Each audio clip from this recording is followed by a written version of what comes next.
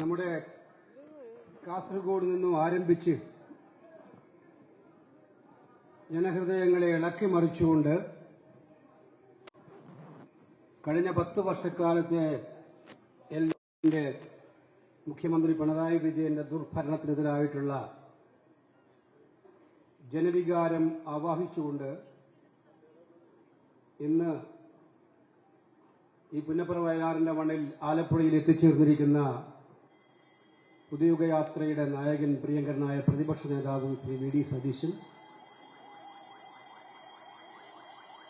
നമ്മുടെ തിരഞ്ഞെടുപ്പിന്റെ പ്രവർത്തനങ്ങൾക്ക് മേൽനോട്ടം വഹിക്കാൻ അഖിലേന്ത്യാ കോൺഗ്രസ് കമ്മിറ്റി നിയോഗിച്ചിട്ടുള്ള രാജസ്ഥാൻ മുൻ ഉപമുഖ്യമന്ത്രിയും അഖിലേന്ത്യാ കോൺഗ്രസ് കമ്മിറ്റിയുടെ ജനറൽ സെക്രട്ടറിയും സർവോപരി കേരളത്തിലെ കോൺഗ്രസുകാർക്ക് ഏറ്റവും ആവേശവുമായിട്ടുള്ള ശ്രീ സച്ചിൻ പൈലറ്റ്, ഈ വേദിയിൽ ഉപവിഷ്ടരായിരിക്കുന്ന ഐക്യജനാധിപത്യ മുന്നണി പ്രസ്ഥാനത്തിന്റെ പ്രഗത്ഭരായിട്ടുള്ള നേതാക്കൾ, യുഡിഎഫിന്റെ ഘടകകക്ഷി നേതാക്കൾ, എംപിമാർ, പ്രിയപ്പെട്ടവർ, ജില്ലയിലെ യുഡിഎഫിന്റെ പ്രഗത്ഭരായ നേതാക്കളെ, എത്രയും പ്രിയപ്പെട്ട ആലപ്പുഴയിലെ എന്റെ സ്നേഹനിധികളായ സഹോദരീ സഹോദരന്മാരെ, സുഹൃത്തുക്കൾ, നമ്മള് ലക്ഷ്യത്തോട് അടുക്കുകയാണ്. ലക്ഷ്യം എന്താണെന്ന് നിങ്ങൾക്കറിയാമല്ലോ. 10 കൊല്ലമായിട്ട് ഈ നാട് ഭരിച്ച് ജനങ്ങളെ ശത്രുക്കളായി കണ്ട് മുന്നോട്ടു പോകുന്ന ഒരു സർക്കാരിനെതിരായിട്ടുള്ള ജനങ്ങളുടെ വികാരം ഒപ്പിയെടുത്ത് അത് പോളിംഗ് ബൂത്തിൽ എത്തിച്ച് വോട്ട് ചെയ്യിപ്പിച്ച് ഭരണം മാറ്റുക എന്ന് പറയുന്ന ആ ലക്ഷ്യമാണ് നമ്മുടെ ലക്ഷ്യം. ആ ലക്ഷ്യത്തിലേക്ക് നമ്മൾ വളരെ ദൂരം വളരെ വേഗം അടുത്തുകൊണ്ടിരിക്കുകയാണ്. അതിന്റെ ലക്ഷണമാണ് ഈ യാത്ര കടന്നു വന്നപ്പോൾ പ്രതിപക്ഷ നേതാവ് നയിക്കുന്ന ഈ യാത്രയ്ക്ക് ജനഹൃദയങ്ങളിൽ നിന്നും കിട്ടുന്ന അതീവ ഹൃദ്യമായിട്ടുള്ള സ്വീകരണങ്ങളും ആവേശവും. ഞാൻ ആലോചിക്കുകയായിരുന്നു, ഈ കഴിഞ്ഞ അന്തം വിട്ട പ്രതി എന്തും ചെയ്യുന്നു പറഞ്ഞ പോലെയാണ് നമ്മുടെ മുഖ്യമന്ത്രി പിണറായി വിജയൻ ഇപ്പോൾ നിൽക്കുന്നത്. ഇപ്പൊ ഞാൻ വരുമ്പോ ഞാൻ ടെലിവിഷന്റെ ഫോണിൽ വെച്ച് നോക്കുകയായിരുന്നു, കണ്ണൂരിലുണ്ടായ സംഭവം. നമ്മുടെ ആലപ്പുഴയിലാണല്ലോ ഉണ്ടായത്. ഉഷ പുന്നപ്രകാരിയാണ്, നിങ്ങൾക്കറിയാം. തൊഴിലുറപ്പ് ജോലി ചെയ്യുന്ന സാധാരണ തൊഴിലാളി, 5 വർഷം വയറ്റിൽ കത്രികയിട്ടുകൊണ്ട് നടക്കുന്ന ഒരു സഹോദരിയുടെ വേദന എന്താണെന്ന് കേരളത്തിൽ എല്ലാവർക്കും മനസ്സിലായി. മനസ്സിലാകാത്ത ആള് ഒന്ന് മുഖ്യമന്ത്രിയും ഒന്ന് ആരോഗ്യമന്ത്രിയും മാത്രമാണ്. അതൊരു സംഭവം മാത്രമല്ലല്ലോ.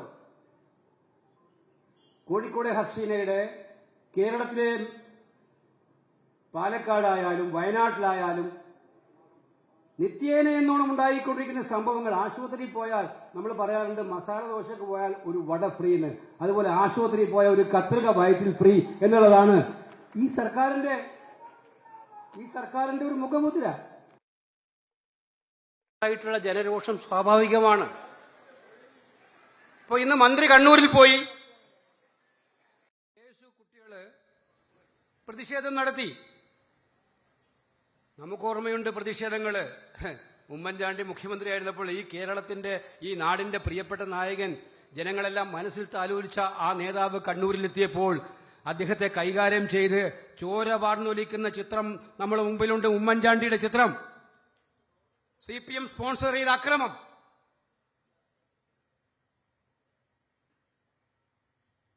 ഇന്ന് നടന്നത് എന്താണ്? ആ വിഷ്വൽസ് മുഴുവൻ നമ്മൾ നോക്കണം. ആ വിഷ്വൽസ് മുഴുവൻ നോക്കിയാലറിയാം, 2-3 കുട്ടികള് കരിങ്കൊടി കാണിച്ചു പോലെ സത്യമാണ്.